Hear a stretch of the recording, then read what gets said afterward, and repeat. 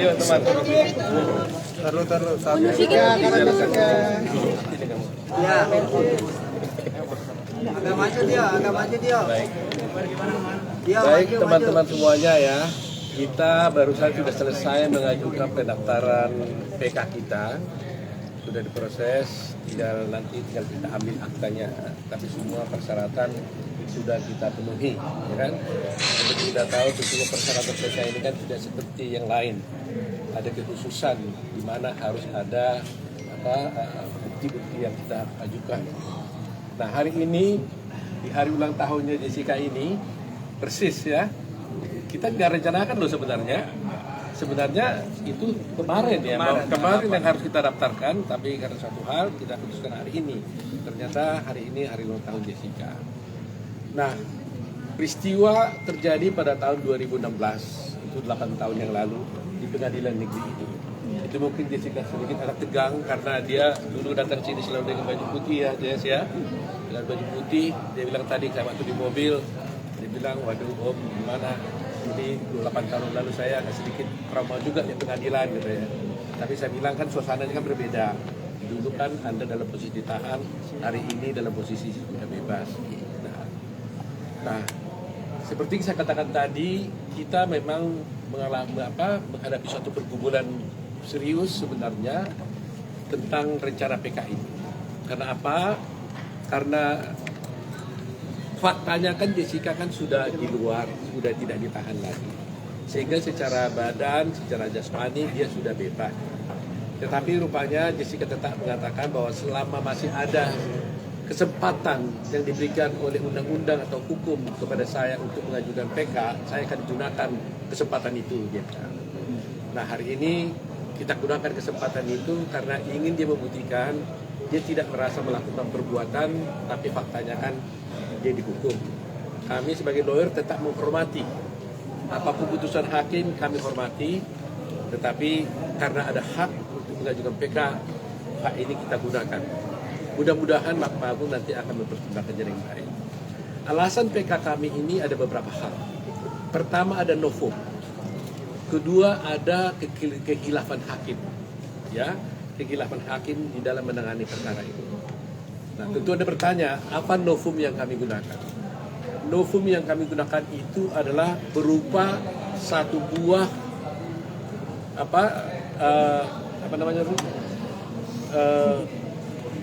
semacam flash disk ya. Satu buah flash disk berisi rekaman kejadian ketika terjadinya tuduhan pembunuhan terhadap Mirna, yaitu di Oliver, ya kan? Sebagai latar belakang buat kita supaya ingat bahwa Jessica ini diadili dengan tidak ada satu saksi pun yang melihat bahwa dia memasukkan racun ke dalam gelas. Satu orang saksi pun tidak ada. Tetapi pada waktu itu diputarlah CCTV yang ada di restoran Oliver. Nah, inilah menjadi dasar, jadi petunjuk bagi pengadilan untuk menghukum Jessica ini. Ya, jadi dasarnya itu. Kalau CCTV tidak ada, dia tidak akan bisa dihukum karena tidak ada saksi pun yang melihat. Pertanyaannya apa kaitannya dengan CCTV ini? Sejak semula di persidangan dulu pun kami sudah dengan tegas menolak CCTV ini diputar dengan alasan kami tidak melihat bukti bahwa dari mana sumber diambilnya CCTV ini. Tidak ada dokumen atau bukti yang mengatakan ini diambil dari dan dengan cara yang sah. Tidak diambil oleh penyidik, tidak diambil oleh pihak kepolisian, tapi muncul tiba-tiba CCTV ada di sana. Bahkan dekodernya tempat CCTV adanya, itu waktu kami minta diperiksa pun dalam keadaan kosong. Nah, atas dasar itu kami lihat ternyata suatu peristiwa ada suatu tayangan CCTV itu ada dimiliki oleh seorang bernama siapa bapaknya? Termawan Salihin. Darul Samali ini adalah ayahnya Mirna. Dia waktu itu di TV One ketika wawancara dengan Karni Elia, dia mengeluarkan CCTV ini. Dia mengatakan bahwa ini adalah CCTV yang ada di Oliver dan tidak pernah ditayangkan di persidangan. Dan ini disimpan sama dia. Artinya, berarti seluruh rangkaian CCTV itu sudah terpotong-potong. Tidak utuh lagi pasalnya. Kalau ada pokoknya rekaman dari jam 6 sampai jam 6, ada yang hilang di dalamnya.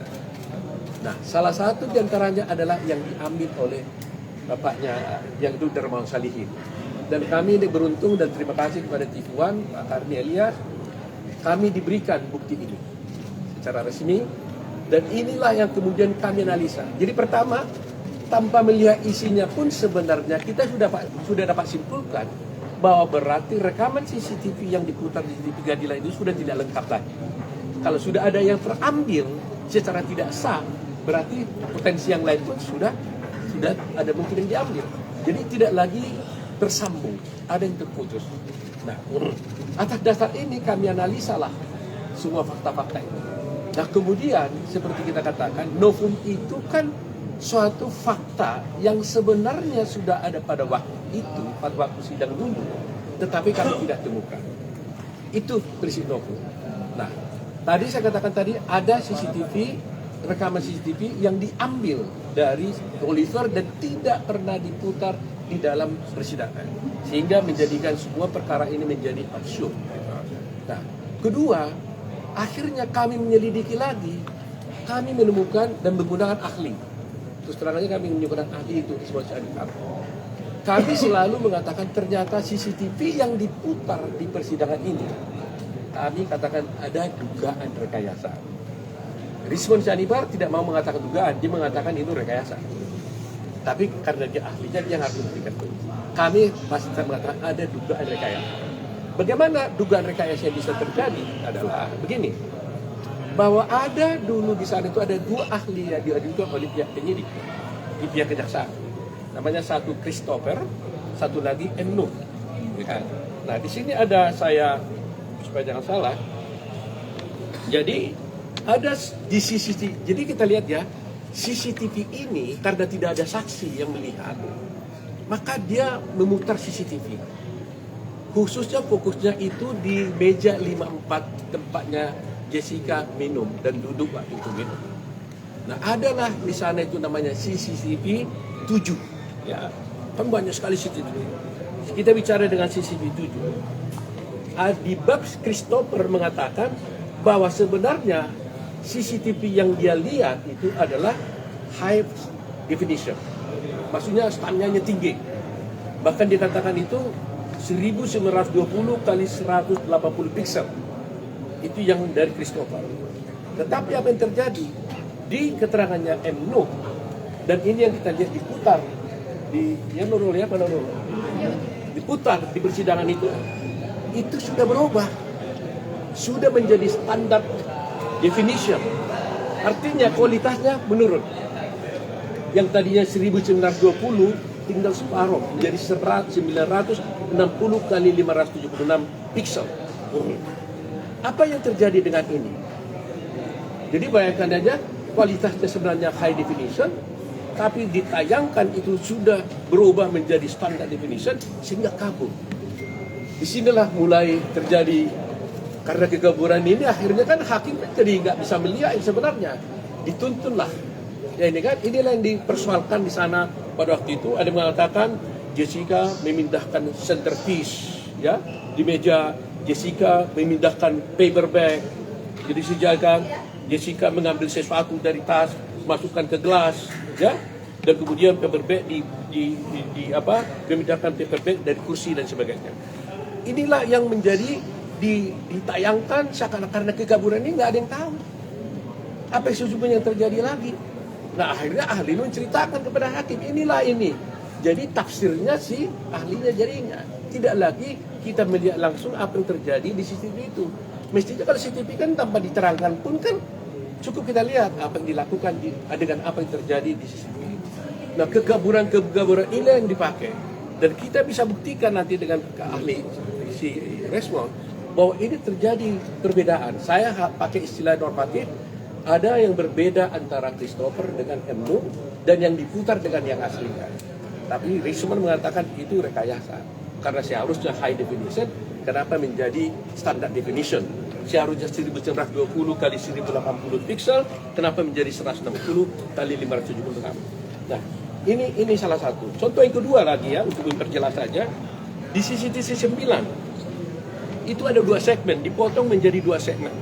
Itu pada segmen pertama jam 15.35 dan jam 16.59.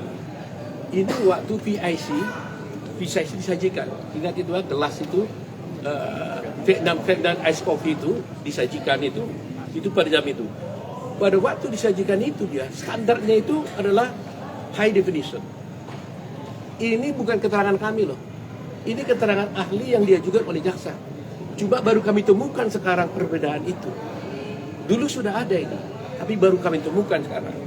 Nah, di segmen kedua di jam 16.59 dan di jam 18.25 waktu setelah PCBIC telah diminum oleh Mirna, terjadilah penurunan kualitas daripada CCTV itu.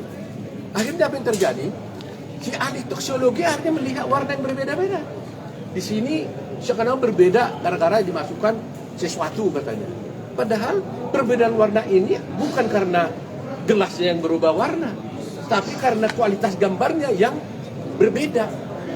Ya, kalau Resmond mengatakan yang tadinya high definition diturunkan menjadi standard definition. Nah, kami masih mengatakan dugaan, tapi kalau Resmond mengatakan itu adalah penurunan kualitas resolusinya, ya kan?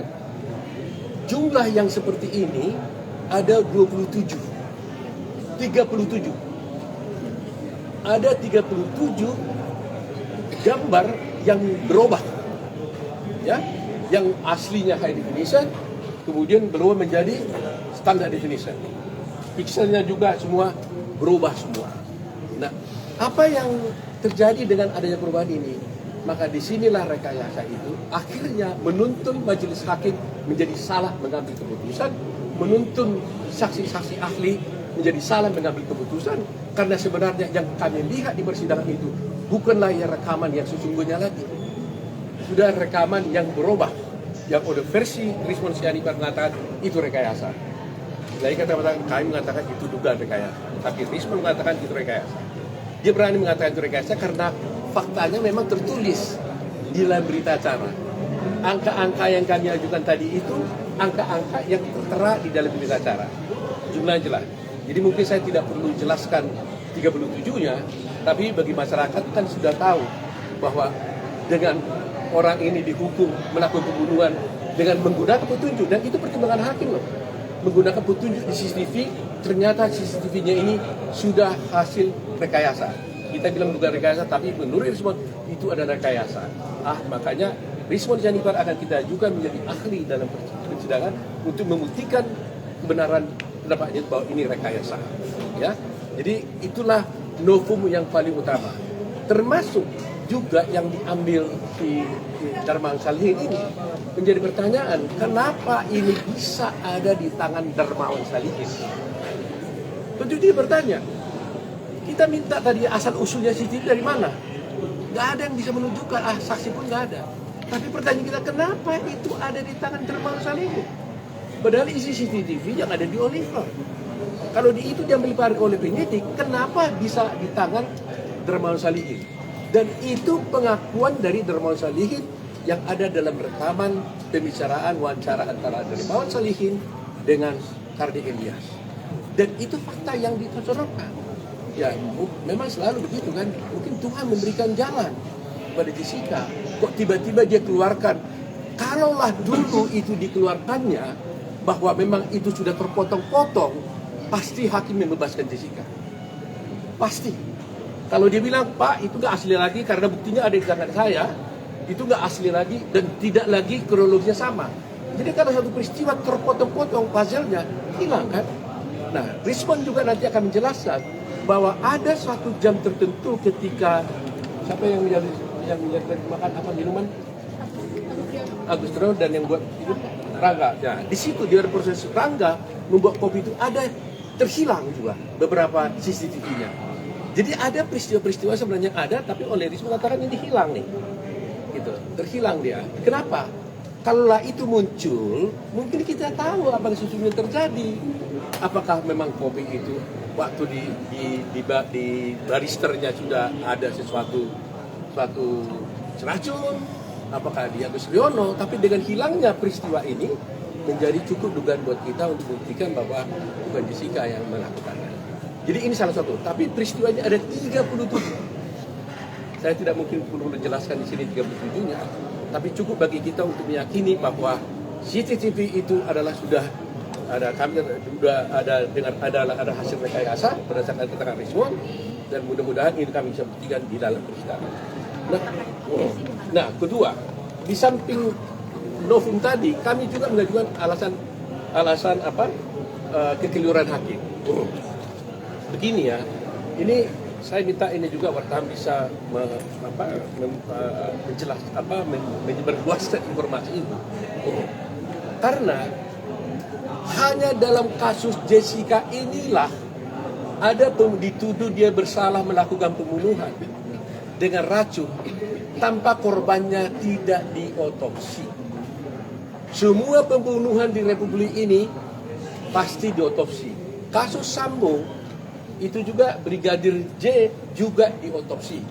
Kasus Vina yang 2016 pun itu juga dilakukan otopsi. Yang lain-lain juga dilakukan otopsi. Yang kemarin juga yang korban-korban ya Vina dan juga yang penjual goreng dan sebagainya semuanya diotopsi.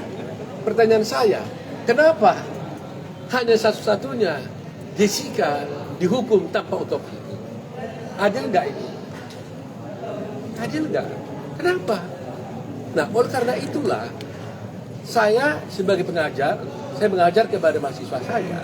Setiap mahasiswa saya bertanya, apakah otopsi mutlak diperlukan terhadap pembuktian seseorang mayat yang mati, seorang yang mati di luar sakit, tapi mati tiba-tiba, apalagi dengan racun, apakah diperlukan otopsi? Saya selalu katakan mutlak diotopsi.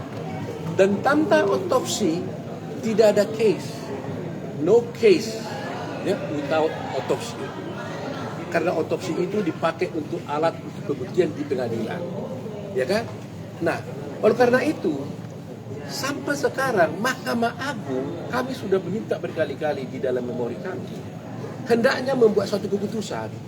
Apakah memang otopsi itu mutlak diperlukan? Apakah otopsi ini boleh tanpa diotopsi bisa dinyatakan dia mati karena racun? Dan diketahui pula lagi matinya karena sianida. Ini buat kita mungkin biasa, tapi bagi hukum, bagi keadilan ini sangat penting. Jadi karena ini tidak dipertimbangkan oleh hakim di dalam pertimbangannya, kami menganggap ini hal yang baru. Kami menuntut untuk memintalah appeal lah ya kepada Mahkamah Agung, buatlah putusan. Kalau hakim Mahkamah Agung mengatakan nggak apa-apa tanpa otopsi bisa dinyatakan dia mati karena racun, itulah putusan hakim. Ya kan? Walaupun kalau memang harus dengan otopsi, bebaskanlah Jessica. Karena dia tidak pernah, korbannya tidak pernah diotopsi. Bayangkan orang mati tiba-tiba di sana. Lantas hakim mengatakan dia itu mati karena racun dan dia tahu pula itu adalah racunnya sianida tanpa diotopsi. Bagaimana ini bisa terjadi? Nah, ini salah satu yang kami perjuangkan. Kedua, juga kami punya bukti dan mudah-mudahan kami bisa diizinkan membuka di persidangan. Itu jumlah kopi sisanya kopi yang ada di cek di Mabes Polri itu sesungguhnya itu tidak cocok lagi dengan aslinya. Kami ada hitungan-hitungannya dan kami sudah membeli gelas yang sama dengan itu dan kami akan bisa buktikan nanti bahwa itu adalah melebihi. Jadi kalau dicek kembali sisa itu tidak mungkin seperti itu. Ya, dan itu kita menjadi alasan kita untuk pegang. Nah, ketiga yang paling sangat penting adalah ketika Jessica dituduh melakukan pembunuhan. Mirna dibawa ke rumah sakit. Kemudian dokter memeriksa cairan di lambungnya 70 menit setelah Mirna meninggal. Ya kan, setelah Mirna meninggal, ternyata hasilnya adalah negatif sianida. Tidak ada sianida di lambungnya 70 menit setelah dia meninggal. Ya. Tapi coba bayangkan, berarti kan negatif sianida. 3 hari kemudian, setelah diformalin, bahkan akan mau dikubur lagi nanti Mirnanya, diperiksa kembali lambungnya, dinyatakan ternyata ada sianida 0,2 miligram. Pertanyaannya, mungkin nggak dari tiada menjadi ada? Orangnya udah mati. Kalau orangnya sudah mati, maka dari adanya, kalau ada tadi dari sana sianida, bisa hilang karena sudah mati, karena waktu. Tapi kalau umpamanya dia sudah mati, di sini adalah sianidanya tidak ada, diperiksa 70 menit, 3 hari kemudian itu ada. Itu dari mana jalannya? Bagaimana bisa dari tiada menjadi ada? Nah, inilah yang gak pernah dijawab oleh Mahkamah Agung. Jadi kami meminta berbagai, tolong jelaskan apa pendapat Mahkamah Agung tentang ini. Apakah Mahkamah Agung percaya bahwa orang sudah mati bisa bertambah cairan di tubuhnya dari luar? Atau dari mana? Bisa dijelaskan. Karena di dalamnya waktu 70 menit tidak ada sianida itu. Kok tiba-tiba 3 hari kemudian jadi ada? Dari mana? Nah, itulah yang ingin kami jelaskan. Jadi masih banyak ya yang dulunya sudah ada, tapi kami tidak mengajukan ini karena tidak dipertimbangkan. Dari kalimat kuncinya adalah semua ahli yang kami ajukan dalam persidangan dulu, baik yang dari Melbourne, baik dari Sydney, baik dari Indonesia, baik dari Gold Coast ya, si Beng Ong ya, itu satu pun tidak pernah dipertimbangkan. Nggak pernah dipertimbangkan. Seharusnya putusan yang benar haruslah memberikan pertimbangan yang cukup. Kalau dipertimbangkan, dia tolak kesaksian itu haknya Mahkamah Agung. Saya tidak setuju dengan ini katanya. Tapi ini nggak pernah dipertimbangkan. Yang dipertimbangkan hanyalah dakwaan dari jaksa. Nah, ini adalah suatu kesalahan. Kalau begitu, apa gunanya kami ajukan ahli-ahli itu?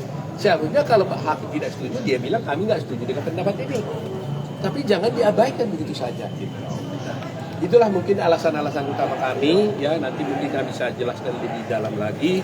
Tapi tujuan kami di sini adalah bahwa selalu mencari keadilan. Ya. Jadi kami di sini sebagai lawyer memberikan akses to justice ya. Akses kepada Jessica untuk mendapatkan keadilan, dan itu adalah tugas kami. Ya, terima kasih kawan-kawan semuanya ya. Ada pertanyaan? Bang, penegasan berarti tim kuasa hukum Jessica artinya mempunyai data video CCTV keseluruhan yang selama ini diduga terpotong. Keseluruhannya berarti dimiliki sama tim kuasa hukum. Jadi gini, kita minta dulu, kan nggak pernah dikasih. Termasuk Christopher dan Emnu waktu mereka bersaksi nggak dikasih. Tapi akhirnya kami melihat dari keterangan ahli mereka sendiri. Kalau itu dibaca dan diterjemahkan kepada CCTV, terbaca itu semuanya. Terbaca gitu loh. Ya. Walaupun CCTV-nya semuanya tidak dapat. Ya kalau melalui tayangan televisi kita sudah dapat. Melalui tayangan Ice Cold ya juga tidak dapat. Ya kan? Tetapi kan kami karena kami tidak dapat, kami menerjemahkan semua CCTV dari berita acara yang diterangkan oleh Emnu dan juga oleh Christopher. Kira-kira dari acara pemeriksaan. Iya. Kira-kira siapa pihak yang diduga merekayasa itu, Pak? Anda mungkin yang tahu lah soal itu ya. Kita nggak dalam posisi untuk mengatakan siapa yang melakukan rekayasa, tapi yang pasti kami menduga itu rekayasa. Ahli kami mengatakan itu bukan dugaan, tapi itu udah rekayasa. Versinya respons Anita. Berarti permohonan kepada MA apakah menggugurkan putusan hakim atau apa? Ya, kita butuhkan kalau permohonan kita kan dengan adanya bukti-bukti ini, kalau tadinya ini hakim tahu bahwa itu rekayasa, maka pasti dong hakim membebaskan dia. Jadi permintaan kami supaya dia dibebaskan dan tidak terbukti melakukan tindak pidana pembunuhan yang dituduhkan kepada Jessica. Status hukumnya dihapus. Ya, dipulihkan lah Seperti saya katakan, walaupun Jessica udah di luar, tapi kan harus dipulihkan kan harkat martabat dia kan sebagai warga negara India. Coba yang 28 tahun dia dulu umurnya, sekarang sudah 36 tahun. Hilang 8 tahun di penjara. Dan kalau tidak ada PB, bayangkan aja 20 tahun hilang masa depannya dia. Mengerikan juga kan. Pak Batasan berarti kalau tadi dikatakan tidak ada otopsi, batal hukum. Ya, kalau tidak ada otopsi, tidak ada kasus itu. Bahkan Krishnamurti sendiri juga mengatakan, kita bisa nonton di film Ice Cold, dia bilang no autopsy, no case. Dan saya ketika saya pergi juga pada ahli di luar Melbourne, semua ahli saya yang di Melbourne Sydney mengatakan itu, saya pergi ke Singapura juga. Mereka mengatakan kalau tidak ada otopsi itu tidak ada kasus, tidak ada case. Sehingga dibilang kenapa ini menjadi kasus, otopsinya tidak ada. Dan kita bisa lihat kan, Sambo otopsi, Cina otopsi, yang lainnya juga otopsi. Kemarin kamu sudah menerima keadaan, sekarang udah pikiran sama mengajukan jawaban pengadilan. Apa yang membuat kamu berubah pikiran? Kamera aja Pak. Yang kenceng, Jess. Yang kenceng. Ya gimana? Sebenarnya tidak berubah pikiran. Nisa.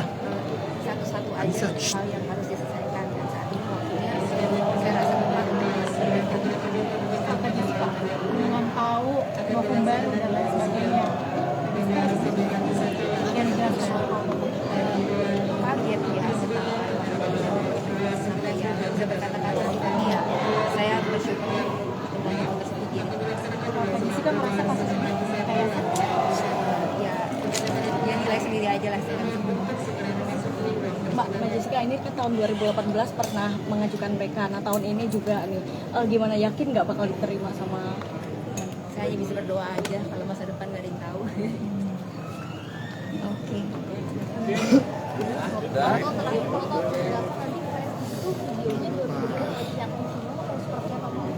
Iya, jadi waktu itu Dermawan Salihin diwawancari oleh Bang Karni. Tiba-tiba dia mengatakan, ini saya punya CCTV yang ada di Oliver yang dulu tidak pernah kami kasihkan ini kepada persidangan. Karena kalau ini nanti dikasihkan, bisa nanti Jessica akan bisa dihukum mati. Dia bilang, saya tidak ingin dihukum mati, tapi biar dia susah seperti itu. Kira-kira gitulah pendapat dari Dermawan. Nah, terus kami kaget dong. Loh, kenapa ada CCTV di tangan orang yang tidak berhak? Kenapa ada CCTV ada di tangan orang lain? Mestinya kan ada tangan penyidik. Nah, kalau gitu selama ini persidangan kita ini nonton apa nih?